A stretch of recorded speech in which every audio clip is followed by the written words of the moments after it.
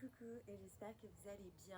Je vous retrouve aujourd'hui pour un nouveau Coffee Talk. Ça fait plutôt longtemps que j'ai pas pris le temps de vraiment me poser avec un café et venir faire ce Coffee Talk avec vous. Ça m'a beaucoup manqué. J'ai envie de vous parler d'un sujet très important à mes yeux. Je me fais un café et c'est parti, mes kikis. C'est bon, on est ok, on est samedi matin, il me fallait encore plus un café pour parler de ce Coffee Talk. Aujourd'hui, j'ai envie du coup de discuter avec vous du fait d'être une femme, du fait de ne pas avoir forcément des règles, le fait d'être une femme et d'avoir envie de porter un enfant, le fait de ressentir la culpabilité sur les réseaux sociaux. Enfin voilà, un petit mix de tout ça et échanger avec vous sur ce sujet. Donc, pendant le confinement, je vous avais dit qu'on avait lancé pas mal de projets, qu'on était trop contents, que j'avais hâte de pouvoir partager tout ça avec vous. On avait notamment décidé du coup d'essayer d'avoir un bébé ensemble.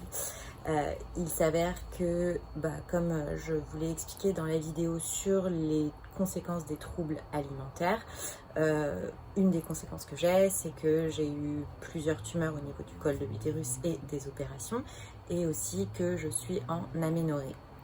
Donc déjà, c'est des choses qui n'ont pas été simples parce que la première opération que j'ai eue, j'avais 25 ans.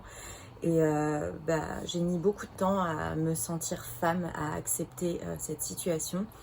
Et j'avais vraiment ce sentiment que j'étais pas femme, qu'il me manquait pas mal de choses pour vraiment être une femme. Enfin, ce que les gens, ou ce que moi je pouvais considérer comme être une femme.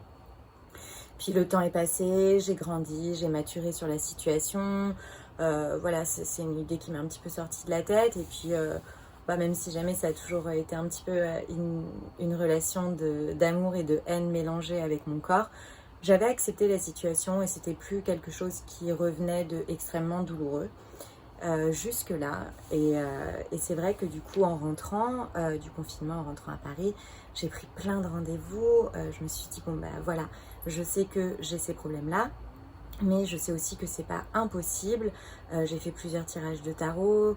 J'y croyais. Je me suis dit, c'est peut-être en fait un blocage. Il y a probablement des traitements que je peux prendre pour essayer d'y arriver.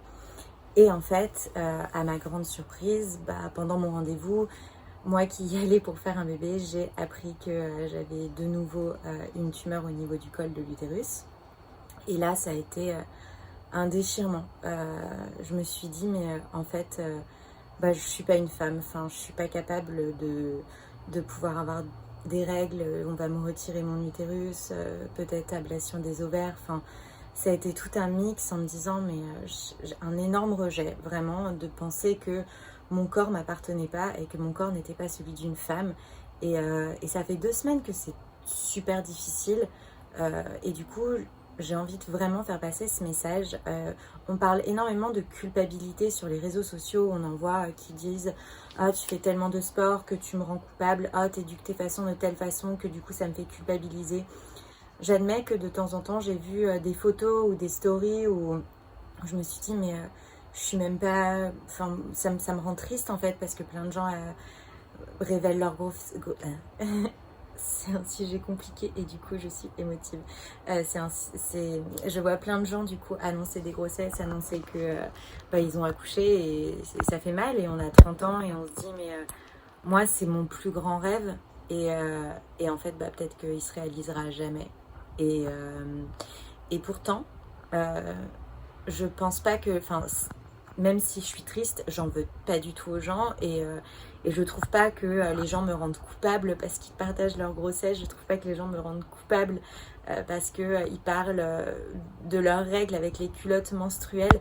Il faut arrêter de parler de culpabilité sur les réseaux et je pense que on confond beaucoup de choses et je pense que quand on se sent coupable, enfin quand on pense que les autres nous font nous sentir coupables, c'est plus parce que nous on a un profond mal-être quelque part et moi je sais que je l'ai au jour d'aujourd'hui, le mal-être, et ça veut pas dire que je suis pas profondément heureuse pour les gens autour de moi qui ont un bébé, qui sont en train d'essayer d'avoir un bébé, qui sont enceintes, qui m'apprennent ça.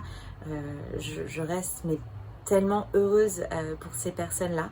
Et donc du coup, arrêtons de dire aux gens « Ah, mais tu me fais culpabiliser à faire ci, à faire ça ». On est tous différents et en fait, parce que vous ne pensez pas de la même façon, parce que vous ne vivez pas de la même façon, vous ne pouvez pas en vouloir aux autres et leur dire qu'ils vous rendent coupable. En fait, il faut juste savoir distinguer que vos souffrances, vos valeurs à vous ne sont peut-être pas les mêmes que les autres et ça ne veut pas dire que les autres sont en train de juger votre façon de vivre, parce que du coup quand on trouve qu'on nous culpabilise, on a l'impression que les autres nous jugent alors que pas du tout.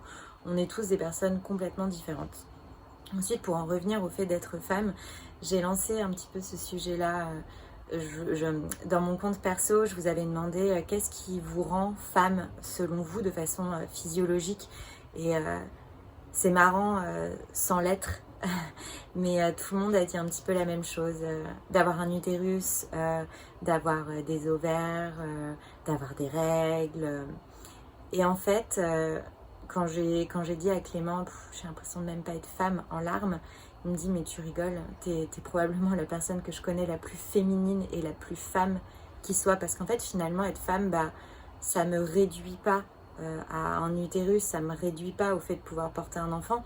Pour moi être femme, c'est avoir de la poitrine, c'est avoir des yeux, c'est avoir un regard, c'est avoir une bouche que les hommes n'ont pas. On n'a pas la même bouche, on a des mains qui sont très fines, très féminines elles aussi, on a des jambes qui sont très élancées, on a un fessier aussi. Et les personnes qui par exemple subissent une ablation de la poitrine par un cancer, ça ne veut pas dire qu'elles sont plus femmes parce qu'on leur a retiré les seins. Elles ont encore toutes ces autres caractéristiques qui font qu'elles sont femmes.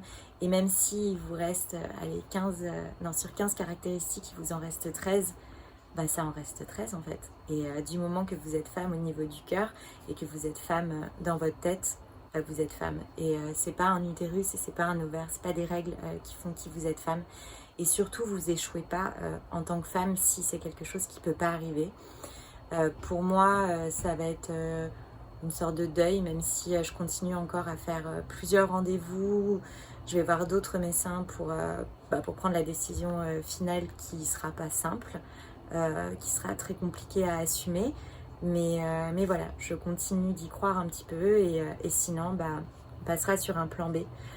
Aujourd'hui, j'avais surtout envie de faire cette vidéo pour vous rappeler que vous êtes femme ou vous êtes homme, je ne sais pas si vous êtes un homme qui regarde cette vidéo, et que peu importe ce qui vous arrive dans la vie, peu importe les maladies que vous pouvez avoir, peu importe les conséquences de votre chemin de vie qui arrive, vous êtes une personne à part entière. Et en fait, c'est pas juste une enveloppe, c'est vraiment quelque chose d'entier. Et être femme, ça se réduit pas seulement à des organes génitaux, c'est tellement de choses en plus qu'être une femme. Et du coup, ne doutez jamais de vous et ne pensez pas que parce que les autres arrivent à obtenir quelque chose qui est très difficile pour vous, fait de vous une personne moindre ou moins importante. Vous ferez de grandes choses. Cette rage, ce désir, ces rêves que vous aviez, vous les mettrez autre part et vous construirez autre chose. Et c'est normal que ça fasse mal. Dire adieu à des rêves, dire adieu à une partie de soi, c'est pas simple. Ça demande une période de deuil, une période d'acceptation. Mais vous allez apprendre à faire différemment. Et surtout, n'arrêtez jamais d'y croire. Si au fond de vous, vous sentez que c'est quelque chose, alors battez-vous à fond. Moi, je sais que je vais me battre et que si ça n'arrive pas, je ferai un plan B et que mon rêve il se réalisera d'une autre façon. Mais voilà, juste pour vous rappeler aujourd'hui que vous êtes femme pour 1 milliard de raisons et que vous êtes une très belle femme, et de ne pas penser que les autres vous culpabilisent. Chacun a sa vie, chacun a son chemin de vie, chacun a ses valeurs, et c'est ça qui fait de vous qui vous êtes. Et je vous souhaite une très bonne journée.